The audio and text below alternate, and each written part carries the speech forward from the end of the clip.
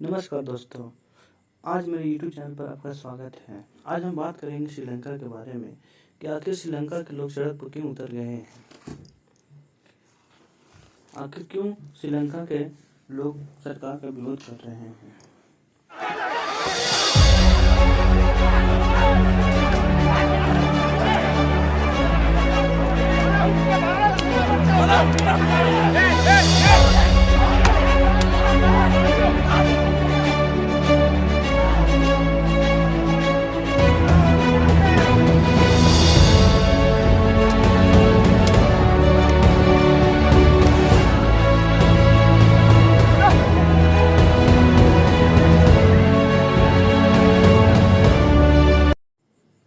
श्रीलंका दो मेन चीज़ पर डिपेंडेंट है। पहला तो खेती और दूसरा टूरिस्ट है जो श्रीलंका में धीरे धीरे कम होना शुरू होने लगे थे। ज़्यादातर जैसा कि हम जानते हैं कि लोग अपने पास के देश में घूमने के लिए जाते हैं, जैसे कि इंडिया। तो इंडिया का जो पास का देश है, नेपाल है, भूटान है, ये सब सारी जगहों पर घूमने के लिए जाते हैं। बैंकॉक है। फिर धीरे धीरे क्या हुआ, श्रीलंका में पर्यटक जाना बंद कर दिए। इसका मेन कारण था श्रीलंका में रिलीजन होना। उन्होंने क्या किया, इंडिया का जो तमिल जो लोग थे उसको मारना शुरू कर दिया। उन्होंने जो मुस्लिम कम्युनिटीज के वहाँ लोग थे उनको लोग पर अत्याचार करना शुरू कर दिया। वहाँ पर बुर्का को परमानेंटली बंद कर दिया गया था, जिसके कारण से इंटरनेशनली रूप से श्रीलंका का रूप संबंध खराब हुआ। उन्होंने क्या किया, तमिल को कैंपों में रखा था। उन्होंने लगभग 40,000 तमिलों को मार दिया गया था, जिसके कारण भारत से संबंध बिखरता गया और फिर जो मुस्लिम कंट्री है उससे भी संबंध बिखरता गया। उन्होंने क्या किया, लगभग 45 क्रिश्चियन को बम ब्लास्ट में मारे गए थे, जिसके कारण वहां पर भी क्रिश्चियन लोग भी विरोध करना शुरू कर दिए। फिर वहाँ क्या हुआ, जो बुर्का जो पहनती है मुस्लिम लेडीज, उन्होंने परमानेंटली वहाँ को बंद कर दिया गया था, जिसके रूप से उससे कोई भी देश से लोन देने के लिए समर्थ नहीं किया। और जैसा कि हम लोग जानते हैं कि आज बहुत सारी चीज़ें थोड़ा सा कुछ होता है और वायरल हो जाता है। उसी तरह से श्रीलंका भी था। श्रीलंका में इंटरनली मारपीट हो रहा था। वहाँ पर फेसबुक, इंस्टाग्राम, मीडिया के रूप से बहुत ही दिखाया गया था। जैसे कि हम जानते हैं कि मीडिया जो बहुत ही बढ़ा चढ़ा कर दिखाती है, जिसके कारण जो पर्यटक थे वहाँ श्रीलंका में जाना बंद कर दिए। और जो हमारा जो श्रीलंका जो है वो पर्यटक पर डिपेंडेंट था और पर्यटक वहाँ जाना बंद कर दिया, जिसके कारण से उसका इकोनॉमिक पर बहुत ही प्रभाव पड़ा।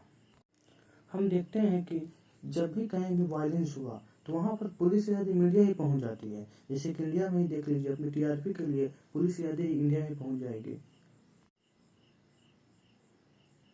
इस प्रकार लोगों में डर आने लगा, जिसके कारण से वहाँ का पर्यटक जाना बंद कर दिए। जैसे कि हम बताते हैं कि वहाँ पर श्रीलंका में कौन कौन लोग रहते हैं। जो माइनॉरिटीज लोग में है, 7% वहाँ क्रिश्चियन है, 12% तमिल है, 9% मुसलमान है और वहाँ पर 12% लगभग हिंदूज है। तो यहाँ पर इन्होंने इस पर जो माइनॉरिटीज है इस पर इन्होंने अक्सर इससे संबंध नहीं रखा, पर हमेशा मारपीट करना शुरू कर दिया था, जिसके कारण से ये सब सारे चीज़ों पर पर्यटक पर ध्यान पड़ा और उन्होंने जाना बंद कर दिया। अब हम बात करते हैं उसका जो खेती है, एग्रीकल्चर्स है, वो एग्रीकल्चर पर भी डिपेंडेंट होता है। वो मेनली जो है जो चाय होता है, श्रीलंका का जो चाय होता है, वो जो पत्ती होती है वो ऑल ओवर वर्ल्ड में उसका जाता है। इससे श्रीलंका बहुत ही रुपया कमाता था। इस पर एक चीज़ इस दिक्कत था, जब वो एग्रीकल्चर करता था तो यूरिया है जो बाहर से मंगाता था, मतलब वो इम्पोर्ट करता था। लगभग वो $400 मिलियन में वो खर्च करता था वो यूरिया पर बाहर से मंगाने में।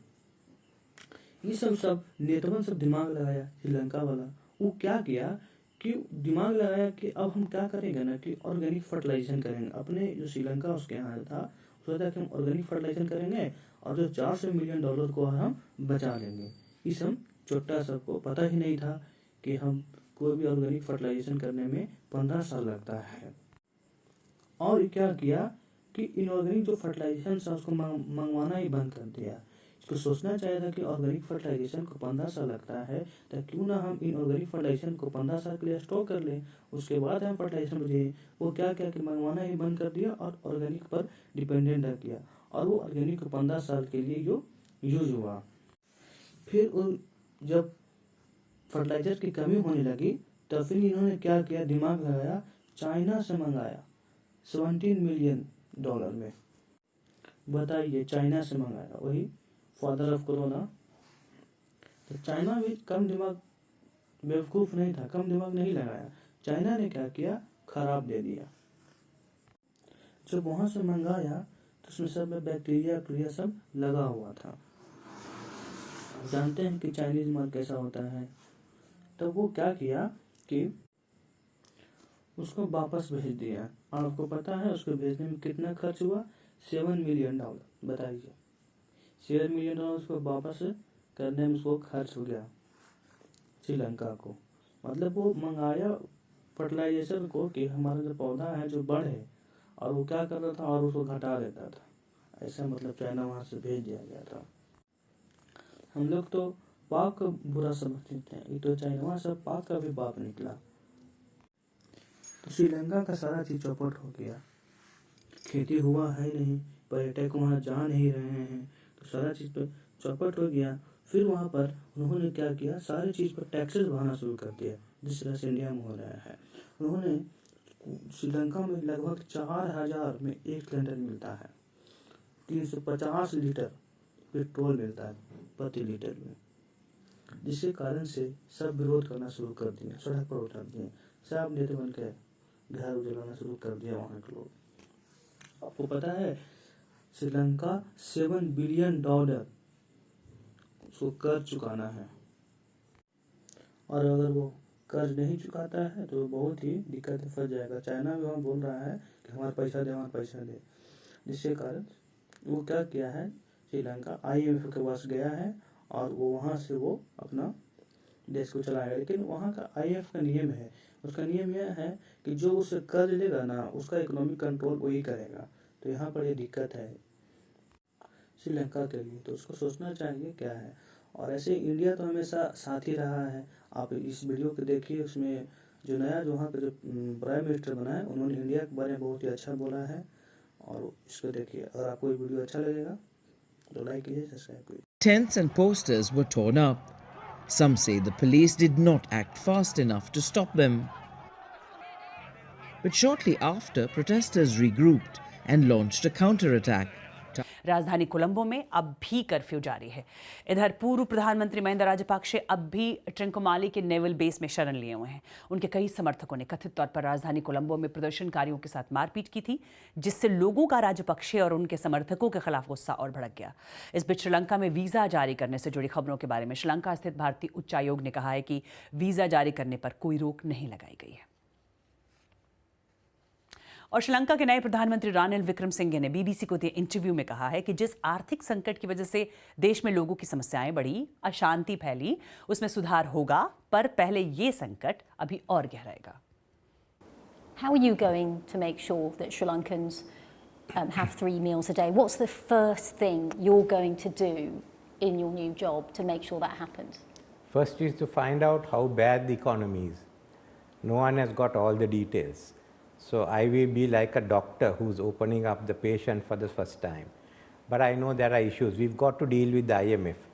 We've got to find money to get through this year. We won't be able to find foreign exchange on our own. So firstly is go with the IMF, do the reforms, and I want to have reforms of the future to give us a more competitive market economy. And once with that done, I'm also speaking to friendly nations to come and assist us with bridging finance, but we've also got to create an atmosphere for foreign investment, because since we've gone through hard times at the moment, the local companies may not have sufficient capital for reinvestment, and therefore we will need foreign investment. You talk about being a doctor, diagnosing the problem here. There are reports that Sri Lanka is running out of fuel and there are only days left. How much is left? I will know by today evening how much is left. I don't think it's much. So what can you say to all the people that we passed on the way here queuing up to get petrol and diesel? I will have to have some scheme of rationing this time, but I'll ensure that there will be fuel available after this. I don't think anyone can really overcome this issue where there has been delay. So we've got to get assistance. We're talking with India and ensure that there's fuel available in Sri Lanka. Is India the best hope at the moment in terms of getting that international help? Yes, India has been helping us, but we'll talk to the others, to Japan, to South Korea. What sort of to help China. will you be asking for from India, We Japan? will need some finance in different ways. I mean, the scale of the problem, even before you go into details, is huge. I mean, you yourself said a month ago that resources are running out. Yes. This is your opportunity to be straight with the people of Sri Lanka.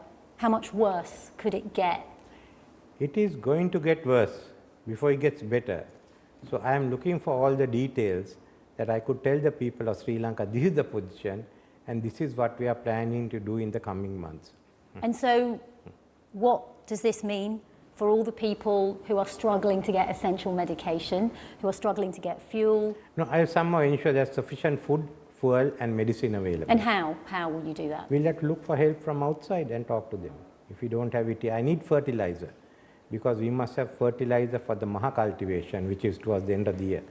The cultivation season that begins in May will not have fertilizer.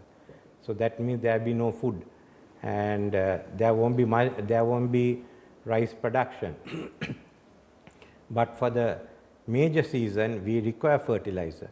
But we are also facing another issue, the shortage of fertilizer due to the Ukrainian war. Secondly, from about July or so, the World Bank reports have said there will be food shortages going on till 2024. So we've got की ज़रूरी चीज़ों की किल्लत और आसमान छूती कीमतों के लिए राजपक्षे सरकार को जिम्मेदार मानते हैं और चाहते हैं कि इस सरकार को इस्तीफा दे देना चाहिए, लेकिन राष्ट्रपति गोटाबाया राजपक्षे ने अभी तक इस्तीफा नहीं दिया है।